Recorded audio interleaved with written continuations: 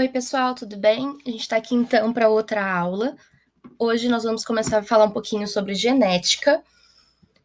Então, vamos preparar primeiro o nosso material. Pega o seu caderno, pega o seu livro, se você está com ele aí, para a gente poder fazer as nossas atividades depois.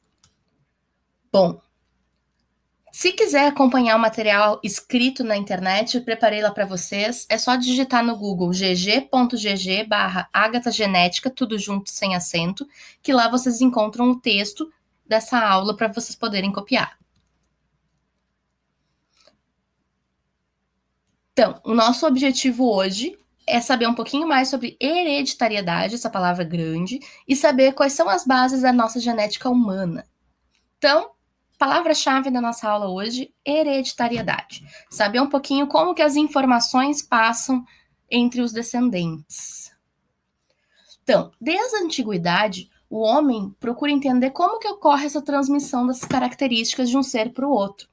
As primeiras ideias achavam que os filhos eram iguais aos pais, sem se entender como que acontecia essa troca. A genética é a parte da biologia que estuda a hereditariedade, ou seja, como que essas características são passadas de uma geração para outra. Gregor Mendel foi um monge que estudava muito essa parte e que foi responsável pelos primeiros estudos sobre genética, lá em 1866. Ele trabalhava com ervilhas. Ele esperava que com o desenvolvimento do seu trabalho, ele podia entender como que cruzar ervilhas diferentes podiam gerar descendentes tão diferentes. Segundo alguns autores, com esses trabalhos, o Mendel pretendia criar formas de desenvolver plantas híbridas que conservassem características importantes para a agricultura. Por exemplo, se a agricultura queria ervilhas com folhas maiores, como fazer para conseguir produzir ervilhas com as folhas maiores? Com as planta rugosa, com a planta mais lisa, então ele queria saber como que funcionava essa questão genética para produzir ervilhas de acordo com o que a agricultura queria. Então, para fazer esse estudo, ele escolheu as ervilhas e ele foi analisando 7 características diferentes: o tamanho da planta, a textura da semente, a cor da semente, a forma da vagem que leva a ervilha dentro, a cor da vagem, a cor da flor e a posição da flor. Foi muito importante também ele ter escolhido a ervilha para fazer esse estudo, porque a ervilha ela tem um fácil cultivo, muitas sementes, então tu consegue analisar bem cada uma, e um ciclo reprodutivo curto. E em pouco tempo tu consegue ter várias gerações de ervilha para tu poder analisar. Então, uma das leis que o Mendel propôs no seu trabalho foi a segregação dos fatores. Ele chamava de fatores. Hoje a gente sabe que são genes.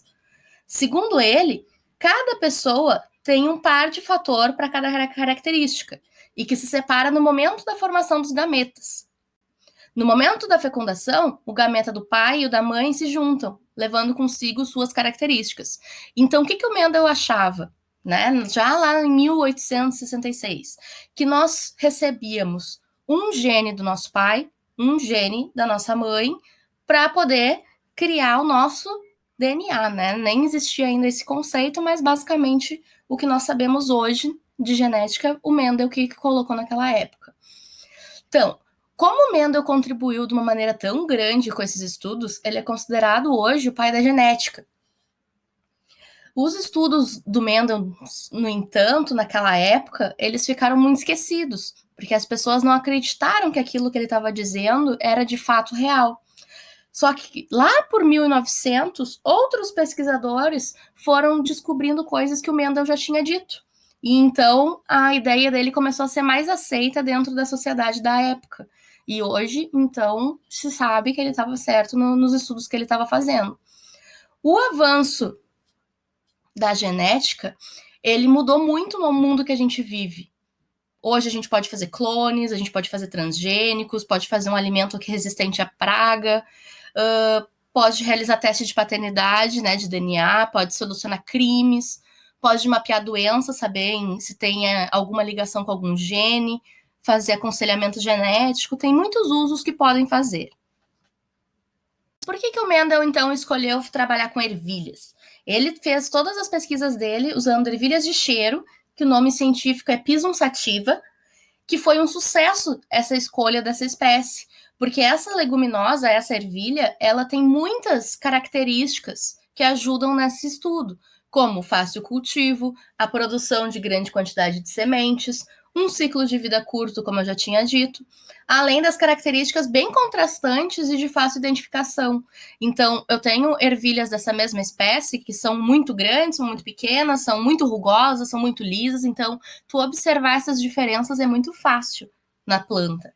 Outro fato que contribuiu para o sucesso das pesquisas do Mendel foi que ele analisou somente uma característica por vez, sem se preocupar com as demais características. Então, ele conseguiu observar isso de uma forma muito mais clara. Então, nos experimentos do Mendel, ele tinha que se certificar que as ervilhas todas que ele estivesse usando eram ervilhas puras.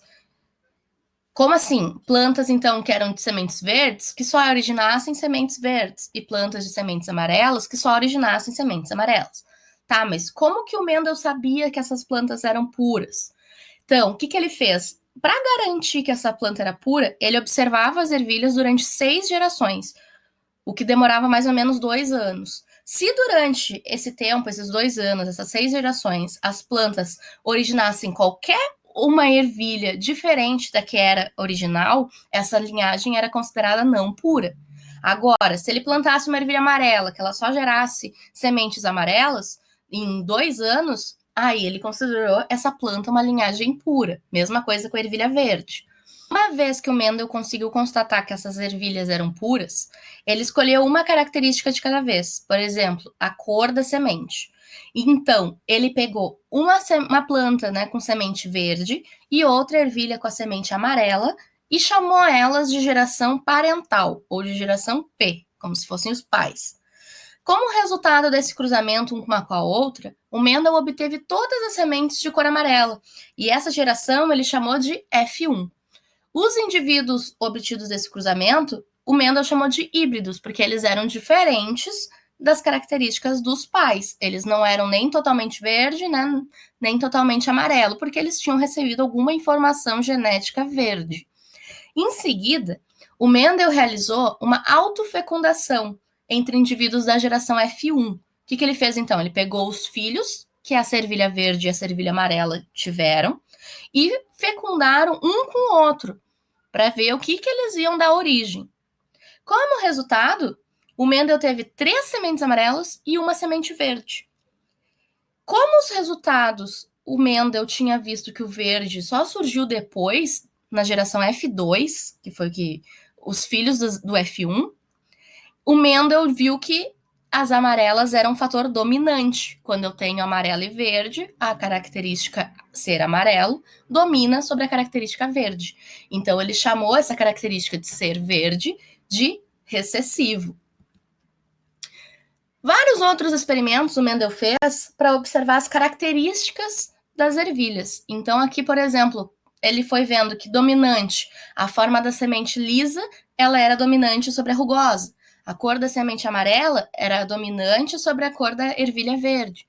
A cor da casca da semente cinza era dominante sobre a cor da semente branca, da casca da semente. Então, essas características, Mendel já foi analisando quais que apareciam com mais facilidade, quais que sobressaíam e quais que ficavam mais escondidas, mais difícil de aparecer. Diante desses resultados, só observando as ervilhas, o Mendel concluiu que cada ser vivo é único e que possui um par de genes para cada característica, então, para a cor da pele, para a cor do cabelo, para a cor do olho, para o tipo de olho, se tem alguma marca. Então, tudo isso Mendel disse que a gente recebia um par de genes para cada característica. E que essas características são herdadas metade do pai, metade da mãe. Que esses genes são transmitidos através dos genes dos pais, então, o que passa dos pais passa para os filhos, e com isso, ele fez uma frase: os descendentes herdarão apenas um gene de cada característica dos seus pais, ou seja, para uma característica, a gente vai receber um gene do pai, né, e vai receber o outro da mãe. Por isso que nós somos tão parecidos com os nossos pais. Nós recebemos metade da nossa informação vem de um e metade vem de outro, certo? Então, a gente vai terminar nossa revisão hoje. Agora, vocês podem ir para a atividade, que vai estar aqui no link do canal. Peço também que vocês se inscrevam para receber outras aulas, que as próximas também vão estar aqui para tirar dúvida. E muito obrigada!